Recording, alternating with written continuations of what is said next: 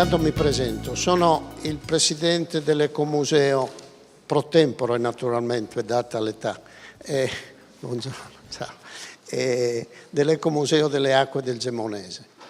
Quindi spetta a me dare il benvenuto a tutti. Direi di cominciare con il padrone di casa, l'assessore Marmai del Comune di Gemona, che fra le altre ha altri impegni come tutti gli amministratori sempre pressati. Grazie Presidente, appunto io mi scuso già prima di portarvi il saluto perché purtroppo altri impegni mi chiamano a Udine, quindi veramente vi saluto e vado e mi dispiace. Vi porto quindi il saluto dell'amministrazione comunale di Gemona e del sindaco in particolare.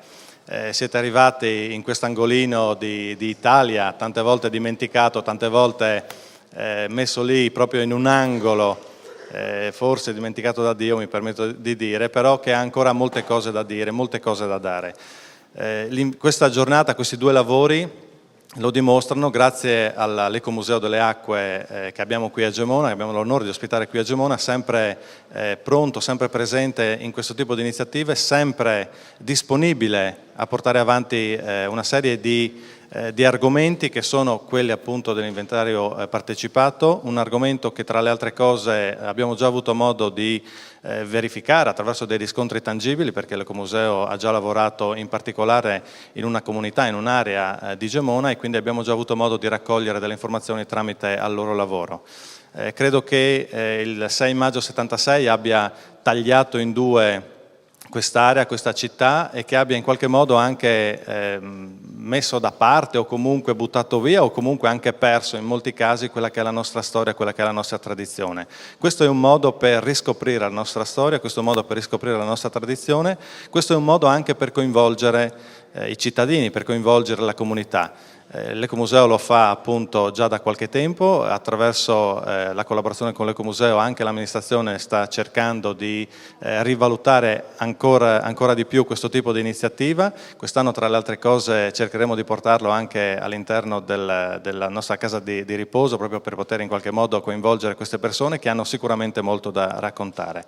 Quindi l'augurio è veramente di raccogliere informazioni, di creare un documento che possa essere utile per i nostri figli, chi verrà dopo di noi. Il Presidente ha parlato di pro tempore, siamo tutti pro tempore, quindi cerchiamo di consegnare a chi verrà dopo di noi più notizie possibili. Quindi ringraziamento ancora a voi tutti per la partecipazione, vi auguro, nonostante il tempo, 10 giorni fa era addirittura peggio, quindi possiamo stare contenti e tranquilli. Vi auguro comunque un soggiorno interessante e importante, vi auguro ovviamente un buon lavoro in questi 2 giorni a Gemona. Grazie all'assessore Marmai, porti i nostri saluti al sindaco e lo ringrazi anche della ospitalità. Darei anche la parola all'assessore provinciale Barbara Zilli, che ha voluto essere con noi questa mattina.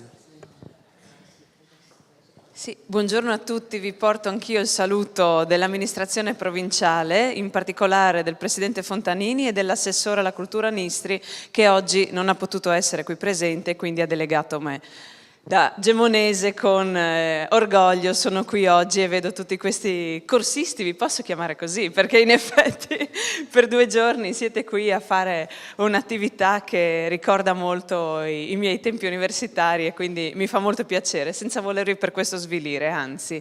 Mi fa piacere che l'Ecomuseo delle Acque abbia organizzato questo evento che è volto a ritrovare l'identità, no? A trovare nelle testimonianze locali l'identità di un popolo, e questo credo che sia il motore per il futuro, per lo sviluppo delle nostre generazioni future, perché di fatto in questa vita così frenetica, fatta di attenzione ad altre cose che sono effettivamente frivole, si perde il contatto molto spesso con la natura, con le tradizioni, con le identità che sono il nostro passato e sono effettivamente anche la ricchezza per il nostro futuro, perché sono la nostra storia. Quindi io, con un pizzico di invidia, perché vorrei partecipare con voi a questi 2 giorni di studio, in realtà vi devo lasciare perché, come l'assessore Marmai, ho impegni a Udine in provincia, e quindi vi auguro veramente buon lavoro e aspetto di vedere l'esito di questo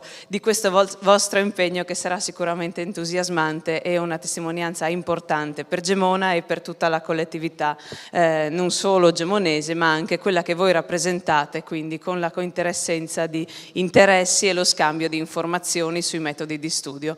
Buon lavoro e ancora grazie per l'invito. Grazie. Chiude la signora Francesca Comello dell'Open Leader, che è una struttura che finanzia anche le nostre attività. Grazie Presidente, buongiorno, benvenuti a tutti. Per me è un enorme piacere essere presente, oggi mi fermerò tutta la giornata insomma, per i lavori e poi ci sarà un proseguio anche il mercoledì.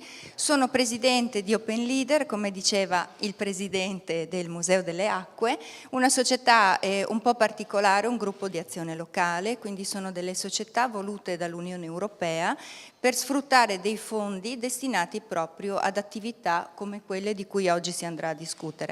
Per cui per me è assolutamente importante appunto poter presenziare a questa occasione, anche perché dimostra come una società che copre un territorio un po' più vasto del gemonese, perché si occupa del territorio che va da Gemona fino a Tarvisio e di cui si sa effettivamente molto poco, può dimostrare la sua valenza su territori come questi. Quindi le iniziative sono molte, i progetti sono molti, i soldini non sono molti, però in questi casi vengono sfruttati molto bene e sono sicura che anche appunto le giornate che stiamo per vivere daranno dei risultati importanti che porteranno in futuro a permettere un proseguio di attività importanti come queste. Per cui io vi ringrazio per l'invito, buon lavoro a tutti. Grazie signora Comello.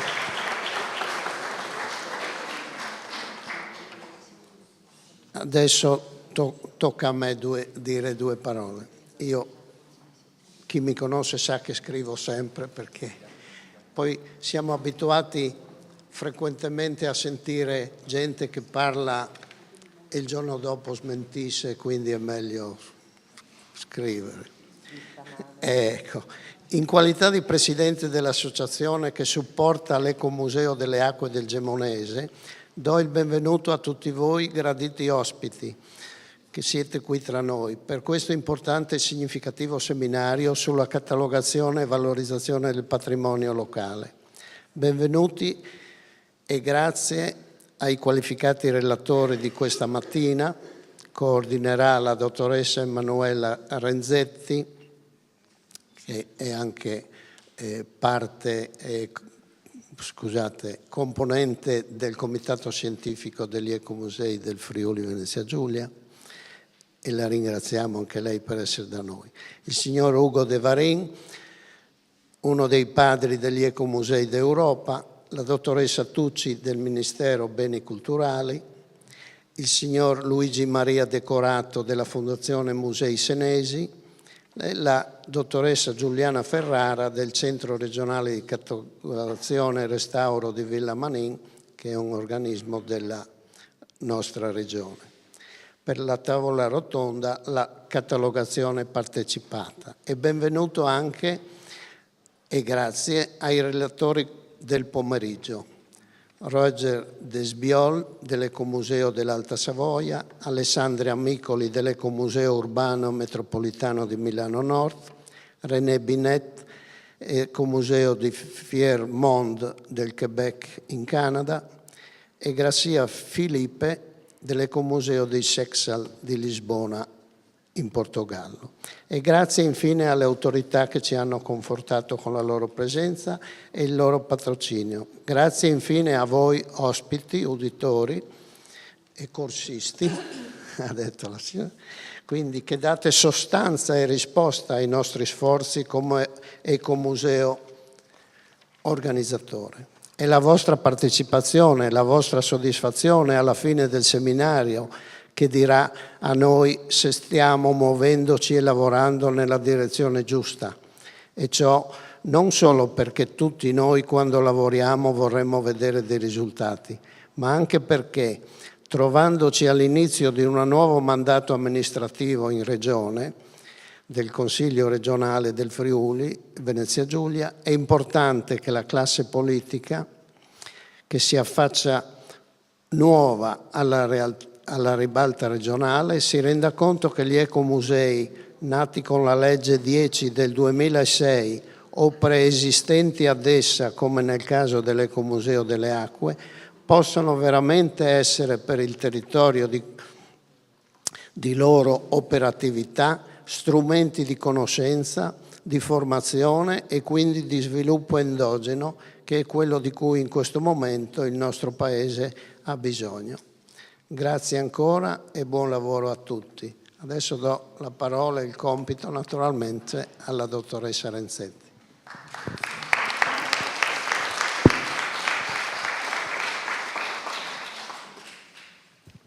Buongiorno a tutti quanti, per me è un grandissimo piacere essere a Gemona e avere questo onere o questa fortuna. Io la considero una fortuna perché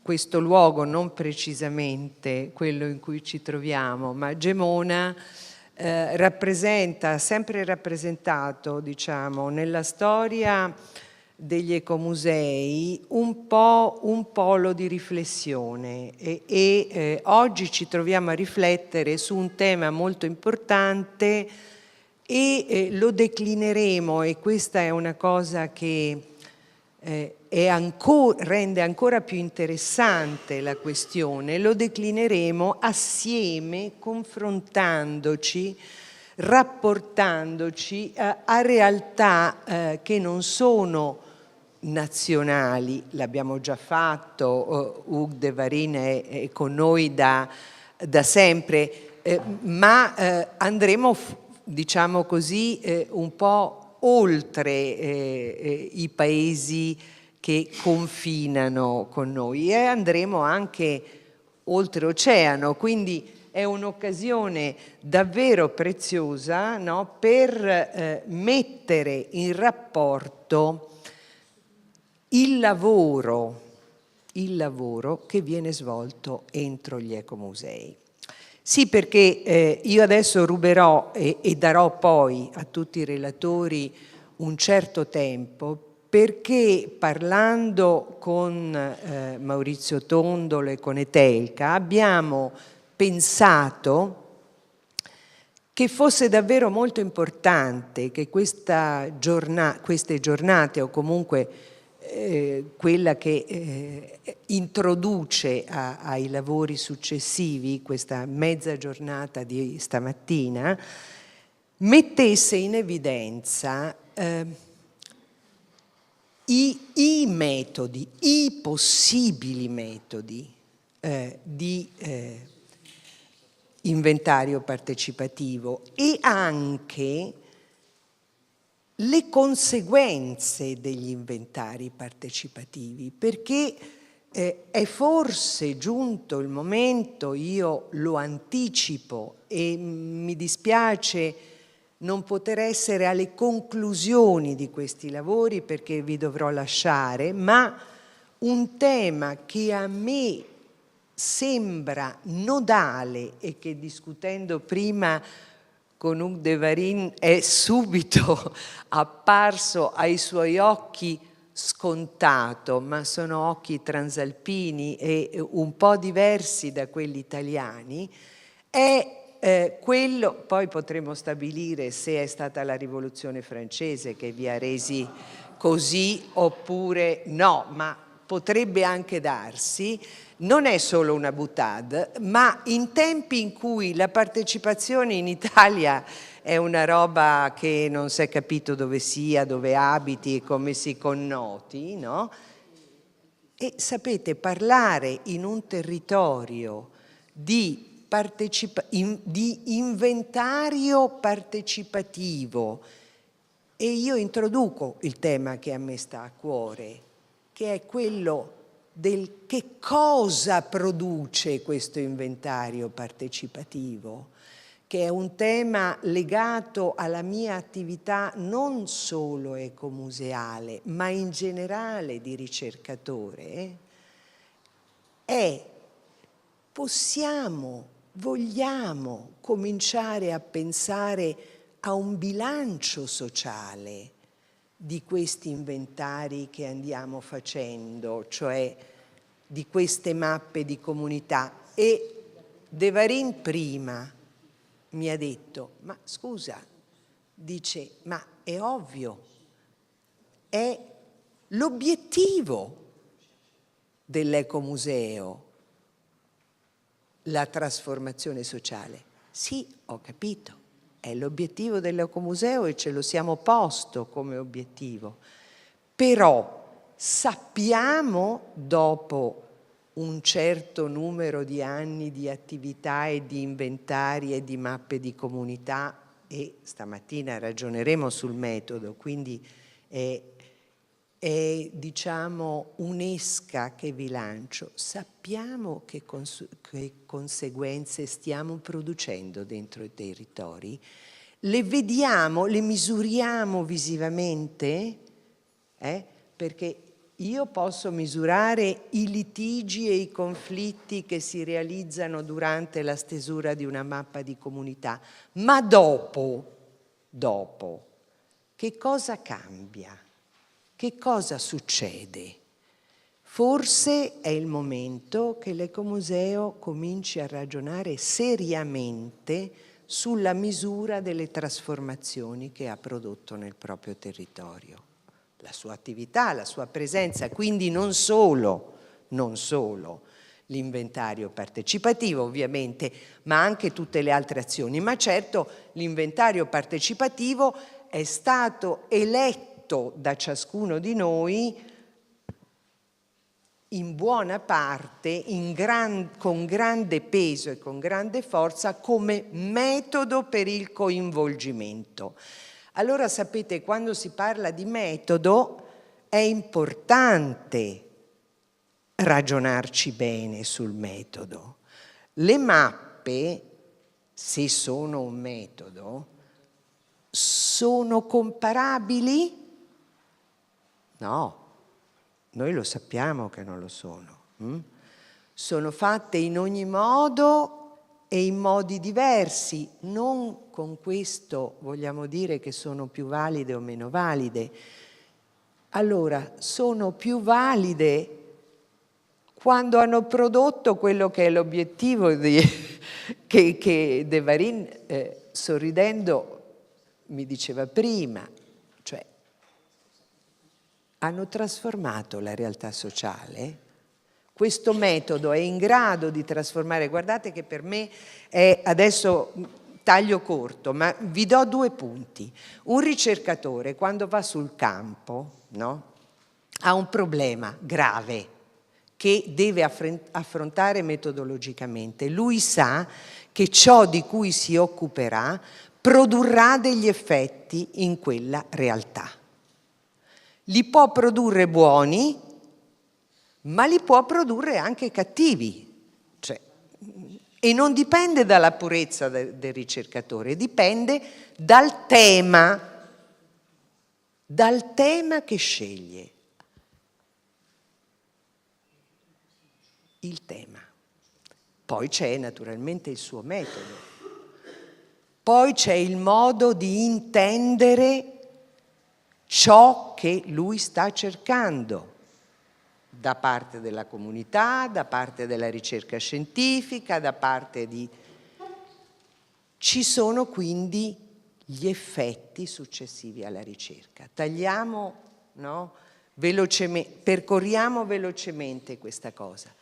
Ma c'è anche un altro elemento che ai giovani ricercatori ciascuno insegnava una volta, appunto nelle aule universitarie, ma soprattutto sul terreno. Chi sono i tuoi informatori? Con chi parli tu? Perché fa una bella differenza. non me ne voglia nessuno di qualsiasi di queste categorie sia, parlare con il sindaco, l'amministratore, l'assessore, il parroco, quello che dirige la banca locale, l'insegnante, eccetera, oppure no. Fa una grande differenza. E allora mi viene da dire, ma scusate, se alla stesura della mappa, come De Varin dice, partecipa anche la realtà economica, la realtà amministrativa, il settore. Che cosa devo cambiare io nella mia mente dal punto di vista metodologico per sapere chi può partecipare o chi è bene che partecipi o chi non deve partecipare? Perché a me hanno insegnato determinate cose, forse anche a voi, no? Quindi questi problemi sono nodali per tutti. Io spero di essere stata con questi flash sufficientemente chiara, no? Però spero davvero anche che ci sia l'occasione di confrontarsi stamattina, perché adesso ogni relatore parlerà del proprio metodo della struttura nella quale opera, ovviamente, del proprio metodo per inventariare cose e patrimoni, ciascuno ne parlerà e dirà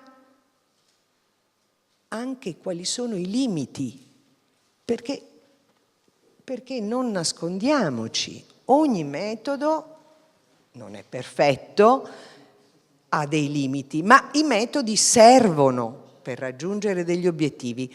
L'obiettivo, diceva prima dell'Ecomuseo, diceva prima De Varin, è appunto la trasformazione sociale. Ma noi la stiamo vedendo? La vediamo? A me sembra un tema straordinariamente importante e incredibilmente attuale, perché credo che avremo l'occasione, se riflettiamo bene, ragioniamo bene, di toccare il fondo di questioni che altrove, in altro modo, si stanno ponendo e che non hanno nessuna visione. Cerchiamo di avercela noi, che i piedi per terra nelle comunità li dovremo tenere per definizione. Allora, intanto chiamiamo subito il nostro padre fondatore, il responsabile, il colpevole, Hugues De Varin, a parlarci di inventario partecipativo. Dopo ognuno tra i relatori dovrà attaccarsi o approvarsi e successivamente, dopo un break, sarà il popolo degli ecomusei a criticare il metodo, l'operatività e a immaginare le possibili soluzioni dei problemi che comunque ci stiamo ponendo, facendo il più possibile chiarezza. Grazie intanto.